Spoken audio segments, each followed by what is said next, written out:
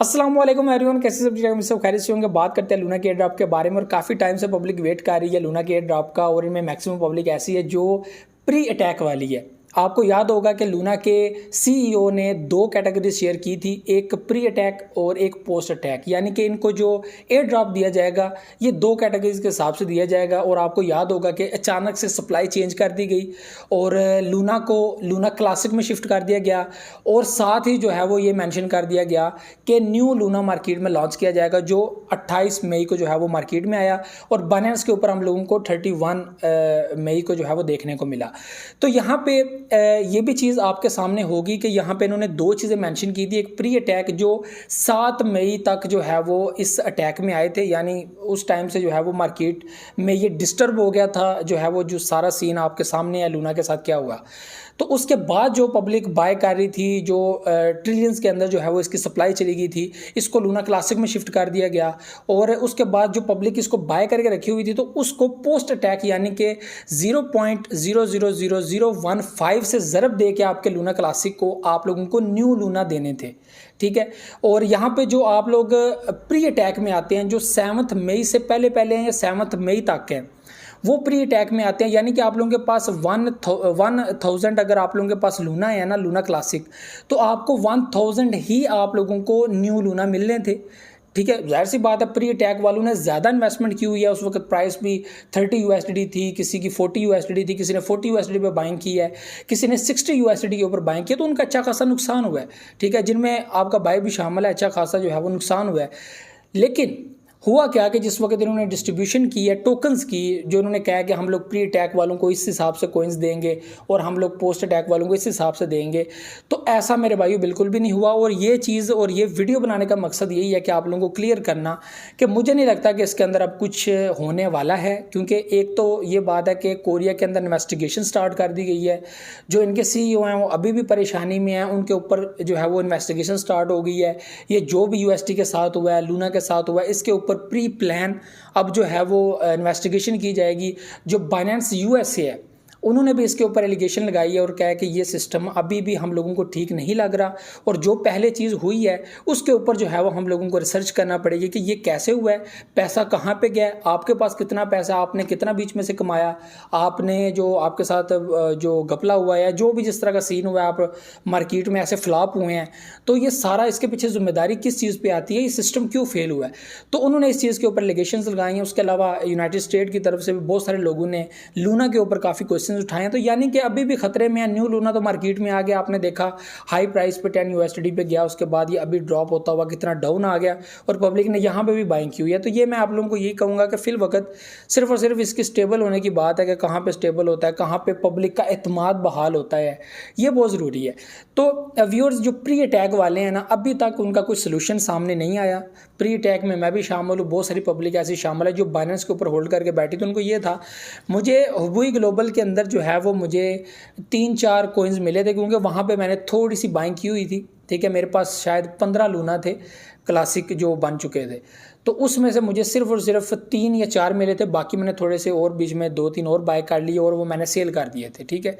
तो मुझे बाइनेंस के अंदर मिलने थे, ठीक है, वरना मुझे यकीन होता ना कि मुझे बाइनेंस पे नहीं मिलने, ठीक है, और प्री टैग वालों के साथ ये हंगामा हो जाना है, तो नहीं, वहाँ पे मैंने इधर ही जो है वो हुबुई ग्लोबल के अंदर ही मैंने अच्छे खासे जो है वो बाइंग कर लेनी थी। 5.9 पे या 3.9 पे भी मैंने एक बाइंग की हुई थी, जब ये अभी बाइनेंस पे लिस्ट होना था न्यू लूना। तो 10 USD पे गया, 12 USD पे गया, तो वहाँ पे जो है वो अच्छा खासा प्रॉफिट हम लोग अर्न कर सकते थे। और अभी भी जो है वो मैंने थोड़े से कॉइन्स थे, तो वो मैंने वही सेल किए और प्रॉफिट बना ली, ठीक है।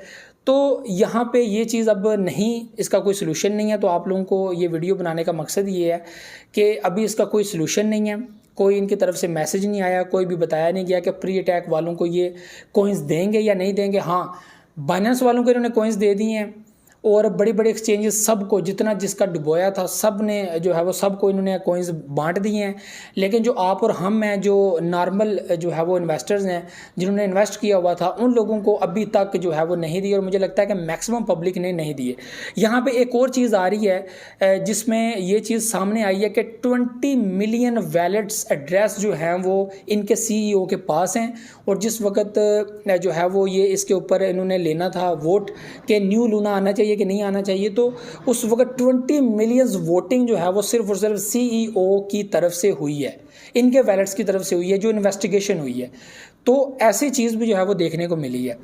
तो ये काफ़ी ख़तरनाक है और ये अच्छी चीज़ नहीं है। अब मैं समझता हूँ कि इसके ऊपर पूरी तहकीक होनी चाहिए, पूरी रिसर्च होनी चाहिए और इसको बाकायदा तौर पर कोरियन गवर्नमेंट की तरफ से इन्वेस्टिगेट किया जाना चाहिए कि यार ये क्या हुआ है, कैसे हुआ है, और ये दोबारा नहीं होना चाहिए। और अगर ये दोबारा होता है तो ये बहुत गलत है, लेकिन दोबारा नहीं होना चाहिए। और इस चीज़ की जिम्मेदारी लेते हुए ऐसे प्रोपेगेंडे और ऐसी चीज़ों को जो है वो स्कैन करना चाहिए और इस तरह की चीज़ों को मार्केट से निकालना चाहिए और स्कैमर्स को मार्केट से भगाना चाहिए। ये बहुत गलत बात है। आपका प्रोजेक्ट फ्लॉप हो गया और आप सामने सबको मुंह दिखा दो कि बस जी मेरी तो कोई गलती नहीं है, मैं तो बस ये कर रहा था, वो कर रहा था, ये ऐसे हो गया, वैसे हो गया। लोगों का तो लाखों करोड़ों जो है वो डूब गया, तो आपका तो नुकसान नहीं है। आपने तो 80 मिलियन USD भी जो है वो संभाल के रखे हुए, उसके बाद आपके पास BTC भी हैं, आपके पास बाकी कॉइन्स भी हैं, तो आपको तो कोई नुकसान नहीं है। नुकसान तो उन लोगों का जिन लोगों ने जो है वो एक बड़े लेवल पे जो है वो किसी ने 100 USD के ऊपर भी जो है वो बाइंग की हुई है, एक एक कॉइन बाय किया हुआ है, तो आपने अभी तक उनको प्री अटैक के बदले कोई भी जो है वो कॉइन्स नहीं दिए, क्योंकि आप लोगों को पता था कि लोगों ने सेलिंग स्टार्ट कर देनी है, उन्होंने पैसा निकालना शुरू कर देना है। और ये पीछे रीज़न है, मैं आपको बता दूं, ये बहुत बड़ी रीज़न है। मुझे भी इस चीज़ का इंकशाफ था कि अगर ये मार्केट में कॉइन लॉन्च करते हैं, इनको इस चीज़ का डर होगा कि पब्लिक पैसा निकालेगी। इन्होंने विड्रॉल पहले लेट लगाया, उसके बाद इन्होंने प्री अटैक के बदले जो है वो पोस्ट अटैक जो है वो एयर ड्रॉप आपको तकसीम किए, ताकि आप लोग बीच में से सेलिंग कर ही ना सको, ठीक है, और पैसा बीच में ही रहे। तो अगर आप लोगों को प्री अटैक के बदले में कॉइन्स दे दिए जाते तो आपने अच्छे खासे बीच में से पैसे निकाल लेने थे, मार्केट अच्छी खासी डाउन चली जानी थी लूना के, न्यू लूना की, ठीक है। और जितना पैसा बीच में आना था पब्लिक ने निकालना शुरू कर देना था, जो मार्केट डिस्टर्ब कर सकता है, न्यू लूनों का डिस्टर्ब कर सकता था। तो व्यूअर्स ये सारी बात है, ये स्कैम हो चुका है आप लोगों के साथ और ये कभी भी रिकवर नहीं होगा। मुझे नहीं लगता, अभी तक कोई अपडेट भी नहीं है, कोई न्यूज़ नहीं है, कोई बताया नहीं गया। नोटिस लिया था कि हाँ यार कोई डिस्ट्रीब्यूशन में प्रॉब्लम हुई है, इनके ट्विटर अकाउंट के ऊपर सारा कुछ मेंशन किया गया था, लेकिन मेरे भाइयों अभी तक कोई भी एक्शन नहीं हुआ, कोई भी अभी रिपोर्ट नहीं आई, बताया नहीं गया कि हाँ यार ये चीज़ हमने क्लियर कर दिया, हम अब कॉइन्स आप लोगों को देने वाले हैं, ठीक है। मेरे पास 1091 लूना अवेलेबल हैं, अभी तक उसको क्लियर नहीं किया गया, उसके बदले मुझे 0.0015 जो है वो न्यू लूना दिए हैं। तो नुकसान तो हो गया और बड़े लोगों का और भी होगा और हो भी रहा है, ठीक है, और उसको रिकवर नहीं किया जा सकता। बहरहाल मार्केट में अब ये चीज़ तो समझ आई है सबको कि शॉर्ट टर्म के लिए ही कॉइन्स बाइंग करें एंड सपोर्ट लेवल पे बाइंग एंड DCA करते जाएं। अगर डाउन आ जाती है तो आप जो है वो शॉर्ट टर्म के लिए ही अपने अच्छी प्रॉफिट बीच में से निकाल लें और नया कॉइन ढूंढें, उसके अंदर इन्वेस्टमेंट करें, उसमें प्रॉफिट आती है, फिर एक नया कॉइन ढूंढें। तो ऐसे मार्केट में आए रोज़ नए कॉइन्स आ रहे हैं, नई चीज़ें आ रही हैं, जिससे जो है वो आप लोग प्रॉफिट डेली बेसिस पे बना सकते हो, शॉर्ट में भी बना सकते हो। मार्केट इस वक्त काफ़ी डिस्टर्ब है, तो ये भी एक टाइम है बाइंग करने का, फॉर शॉर्ट टर्म आप अच्छा प्रॉफिट बना सकते हो। तो ये सारी चीज़ें थी व्यूअर्स। वीडियो को लाइक शेयर कमेंट लाजमी कीजिएगा, अपना फीडबैक लाजमी दीजिएगा, दुआ में याद रखिएगा।